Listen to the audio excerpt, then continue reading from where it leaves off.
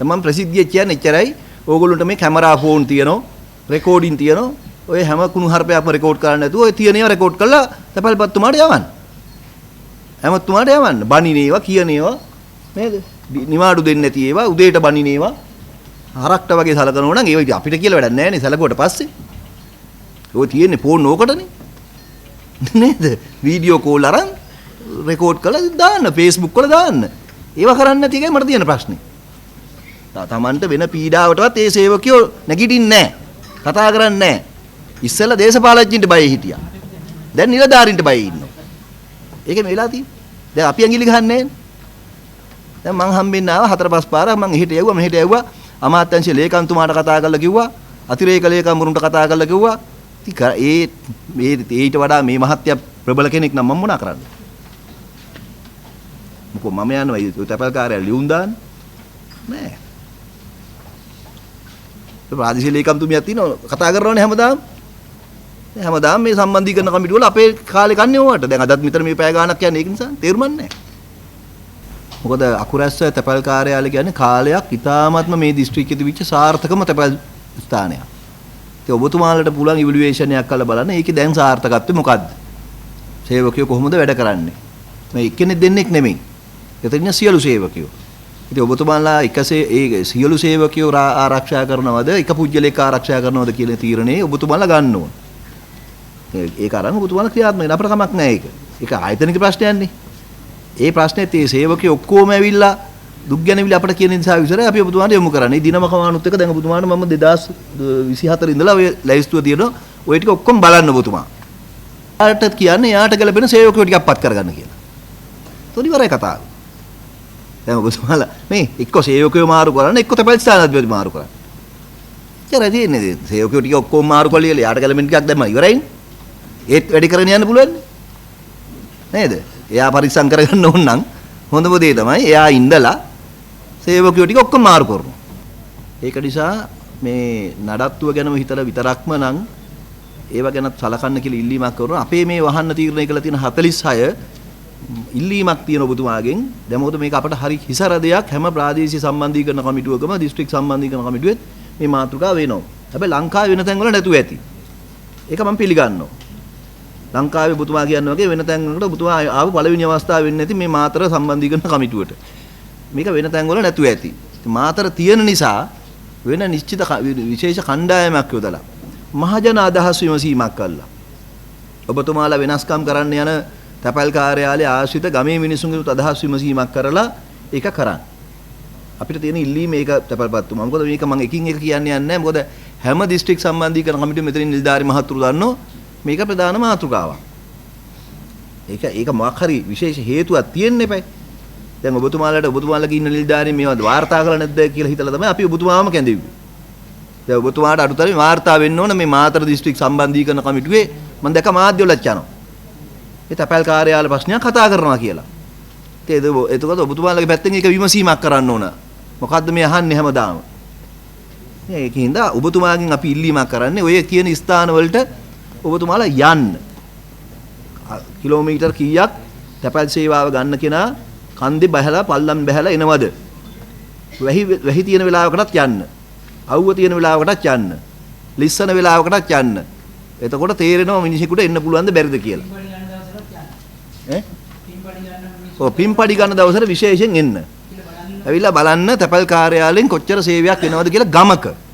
ඒ ටිකත් බලලා ඔබතුමාලා තීරණය කරන්න මේක වහන්න ඕනද නැද්ද කියලා. එහෙම වහන්න කමක් නැහැ. එතකොට අපි නෙමෙයිනේ. ඔබ මහ ජනතාවට කියලා මෙන්න තැපැල් දෙපාර්තමේන්තු නිලධාරි මහතුරු ඇවිල්ලා මහ ජනතාවත් එක්ක කතා කරලා ওই නිර්ණායක ටික කියලා වහන්න. ඕක දාපු කාලේ දාලා තියෙන්නේ දේශපාලන අරමුණකින් කියලා මට හිතෙනවා. හැබැයි ඒවට මිනිස්සු දැන් හුරු වෙලා තියෙනවනේ. නේද? දැන් මාතර දිස්ත්‍රික්කයේ විතරක් මේ 400 ගානෙන් 46ක් වහන්න තීරණය වුණාම ඒකේ විශේෂයක් නේ. ඔබතුමානෝ තේරුණාද නේ? හරිද? මේක සම්පූර්ණ වෙහෙනව නෙමෙයි. මේක අවස්ථාවක් දීලා අතනම සමහරවිට ආදායම් වැඩි කරගත්ත ඒවා අපිට කියනවා තුනක් ඒක මේකෙන් අයින් කරා. යාලට මේ අවස්ථාව දෙන්නෝර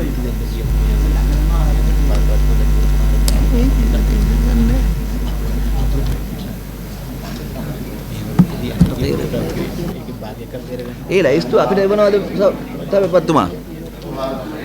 දැන් ඔබතුමාලා ප්‍රතිව්‍යුහකරණය කරන්න තීරණය කරලා තියෙන වහන්න නෙමෙයි. ප්‍රතිස්ථානගත කරන්න.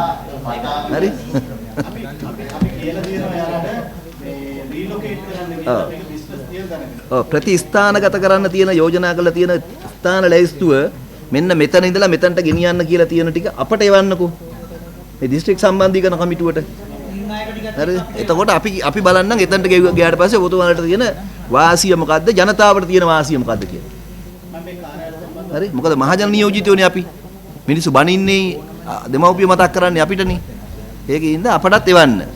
මොකද නිලධාරි මහත්තුරු ඇවිල්ලා තීරණය අරන් ගියාට හරියන්නේ නැහැ. ගමේ මිනිස්සු ඇවිල්ලා කියන්නේ മന്ത്രിතුමල්ලට. ඒකින්ද ඔබතුමාලා අපටත් එවන්න අපිත් බලලා කියන්න. ඒකත් සලකලිකවත් වෙන්න. දැන් ඇත්තටම ඔබතුමාට වාර්තා වුනේ නැද්ද මේ මාතර දිස්ත්‍රික් සම්බන්ධීකරණ කමිටුවේ ප්‍රාදේශීය සම්බන්ධීකරණ කමිටුවල මේ ගැටලු සාකච්ඡා වෙනවා කියලා? නෑ වාර්තාවලුත් තමයි මම රටෙන්ට කතා කරලා කිව්වේ. එකට ඔබගේ මේ දිස්ත්‍රික්කයේ ඉන්න නිලධාරීතුමාට නිහතමානී වෙලා අපිත් එක්ක දිනයක් කරගෙන සාකච්ඡා කරලා මේක අපිට පැහැදිලි කරන්න කියන්නකෝ ඉස්සෙල්ලා. අපි ඒක සම්බන්ධීකරණ කමිටුවේ මේ බේරන්න මිනිස්සුත් එක්ක මේ කටුකොඩි දැම්මට පස්සේ බේරන්න බෑ. එතකොට වෙන පැතුනේ පිට වෙන්නේ. පොලිසියලා ඊට පස්සේ ක්‍රියාත්මක වෙන දාන්න ආවේ. අර කඳුවාන වහන්නේ නැහැ කියන බොරු. වහලා මේ මිනිස්සු අඬනවා තමයි මට කියන්නේ දැන් මට යන්න කියන අතට කියනවා. ඉතින් මේ බොරුත් කියනවනේ මෙතන. ඉතින් ඕවා මේ අපි නලවන්න බබ්බු කියලා හිතන් කටයුතු කරන්න එපා. මේක පිළිවෙලට කරමු. අපි තාණ්ඩුවේ බතාණ්ඩුවේ. මිනිසුන්ගේ අපවාදයක් නොවෙන්න මේවා බාධා නොවෙන්න මේ වැඩේ අවසන් කරන්න. එමෙතුමාගේ තියෙන ප්‍රාර්ථනාව ඉටු කරන්න ඕනේ එහෙම. නැත්තම් මේ විදිහට බලාත්කාරයෙන් ආණ්ඩු පිළිවිද වැඩ කරන්න එපා. හරිනේ අපිට වෙන විශේෂ නැත්නම් අපි ඉස්සරහට යමු. අකුර ඇස්සේ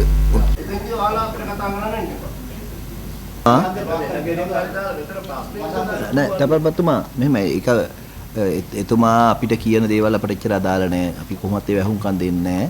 නමුත් ප්‍රාදේශීය ලේකම්තුමිය ඉන්නවා.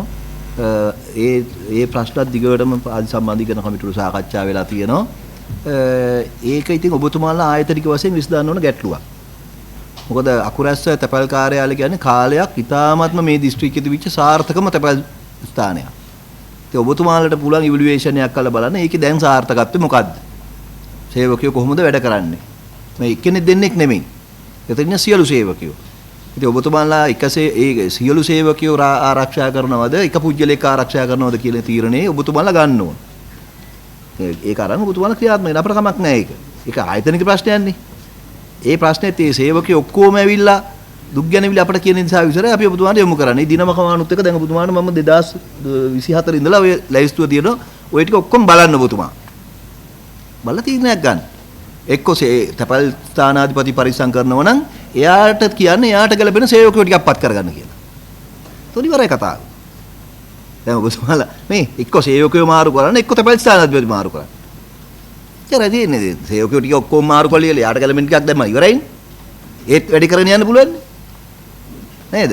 එයා පරිස්සම් කරගන්න ඕන නම් හොඳම දේ තමයි එයා ඉඳලා සේවකයෝ ටික ඔක්කොම මාරු කරනවා. ඒත් එයා ඉන්න එතකොට වැඩේ අපිට ඕන සර්විස් එකනේ. අවසාන ප්‍රතිඵලය අපිට තියෙන ජනතාවට ඕන තැපැල් කාර්යාලයෙන් ලැබෙන සේවය. අනික සේවකයෝ තෘප්තිමත්ද? සේවකයෝ උදේට ආවම හැම ගහලා වැඩ ගන්න බෑනේ. ඒ මිනිසුන්ට කරන තාඩන පීඩන ඒවා කොහොම තියනවා. ඒවා ටික ඔබතුමාලා බලන්න පරීක්ෂණ කරලා බලන්න හොයලා බලන්න ඒක ඔබතුමාලගේ වැඩක්.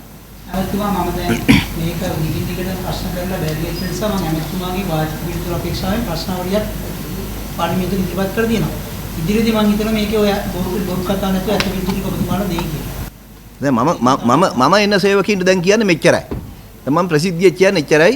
ඕගොල්ලන්ට මේ කැමරා ෆෝන් තියෙනවා, රෙකෝඩින් තියෙනවා. ඔය හැම කුණු හර්පයක්ම රෙකෝඩ් කරන්න නැතුව ඔය තියෙන ඒවා රෙකෝඩ් කරලා තැපැල්පත්තුමාට යවන්න. හැමතුමාට යවන්න. බණින ඒවා කියන ඒවා නේද? නිවාඩු දෙන්නේ නැති ඒවා උදේට බණින ඒවා හරක්ට වගේ සලකනවා නම් ඒවා අපිට කියලා වැඩක් නැහැ නේ සලකුවට පස්සේ. ඔය තියෙන්නේ ෆෝන් ඕකටනේ. නේද? වීඩියෝ කෝල් අරන් රෙකෝඩ් කරලා දාන්න Facebook වල දාන්න. ඒවා කරන්නේ නැති එකයි මට තියෙන ප්‍රශ්නේ. ඒගොල්ලෝ කියන ඒවා ඇත්ත නම් නේද? සමාජ මාධ්‍ය වල දාන්න ඉවරයිනේ. දවස ගානේ මේ මිනිස්සු කියනවා ඒවා දාන්න. මං කියලා තියෙන එච්චරයි. ඒවා දාන්න නැති තරම් ඒගොල්ලෝ කැමති විදියට ඉන්න.